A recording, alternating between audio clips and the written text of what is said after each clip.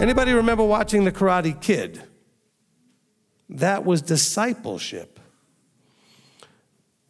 Wax on, wax off, and all that stuff. And then didn't he turn a few times and say, why? What does this have to do with what I wanted to learn karate? Well, you may say, what does it have to do with learning Torah? What does it have to do with becoming the type of person Yahweh wants to live with forever? Everything, but maybe you can't see it yet. Daniel-san, whatever, could not see it yet. But yet, what was the answer that you got from Miyagi? He said, no argue. You agreed. You wanted this. You agreed. You would do what I say, and I would train you. Well, that's the same thing in discipleship. Some of you are worried that if you stand up for him, you might lose your job and have trouble paying bills. Is that worse than putting your life on the line? I mean, maybe it'd be a little struggle, and you might be eating like, mac and cheese and, ramen noodles for a while. But you're not going to die. He says, oh, no, you need to not even worry about your life. That's how much you have to trust and be committed to me. Are you ready? I mean, you say you want this, but are you willing to do this? But you're going to have to bear your stake. What imagery does the stake bring up? It brings up a scourging, a beating, a ridiculing, a mocking, a spitting on, and ultimately death. Are you willing to do that? He's not actually asking you to go through that, but he's asking you to go through your version of it. So it'll feel somewhat like that to you. What is the foundation? Torah. So you could lay that foundation. In other words, you could have a strong Torah foundation. And yet, what does he say about it? He says, unable to finish it. You understand, you have the information, and you understand it, but you're not doing it. Or you're not doing it with the right attitude and the right process, a right heart. Why? Because you didn't count the cost. I love your testimonies, the few of you or the many of you, when you've done the stepping out in faith, so to speak. You did it not knowing what was going to happen, but trusting that it would work. Okay, you did it.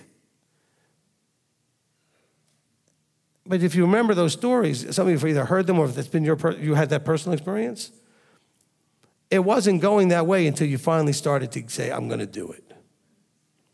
Some of you have great tithing stories like that. I struggled with this, and I wasn't sure, and then I wasn't going to, and then I did it, and then they had this great testimony. Well, the Sabbath, I wasn't sure, and then you started doing it, and now you have a great testimony. Well, now on the feasts and the whole second tithe thing, and then you have a great testimony. You have to do it. Now, there's no word covenant in here, but what have we seen scripturally that salt is only mentioned in relation to? Covenant. So he's saying, look, the salt is good. What's he saying? The covenant is good. However, if the covenant becomes tasteless because you are not doing anything with it, then with what shall it be of any benefit? It doesn't, because you all still strut around going, I'm covenanted, or I'm a believer, or I'm saved, or I'm whatever you want. What point is that if you're not actually covenanted with that flavor fully functioning? If your pastor really wants to push you around, you say, that's a great question, Pastor. If you really want to understand, I can certainly give you the phone number of somebody to ask. Well, if you can't answer the question, then how could... No, I've got enough conviction of the Ruach to know I'm going in the right direction. That doesn't mean I have to understand and be able to answer your questions. Because the teacher I'm listening to says I need to understand it so I can do it. Then I'll be able to defend it and teach it. I'm not up to step 3 and 4 yet. I'm too new. But he also said, if you meet somebody that pushes you in that direction and you're not ready, you can send them. I can send them over to him. And you know what your pastor's going to say? He's going to say, I'm not interested in talking. I want to talk to you. And then you just very honestly say, but I'm not qualified. But I do know that this is my walking out my own salvation in fear and trembling, and I have to go this way. This is my journey. No, now Israel, I'm teaching you so that you can go in and possess the land and you shall live. But don't think that you can go in without the things necessary to go in. It's covenantal. There are people out there that have been lied to, so they've just bought into the lie, not their fault necessarily, right? Because if Abba has not opened their eyes and ears, what else were they going to do? What else were you to do until he opened your eyes and ears?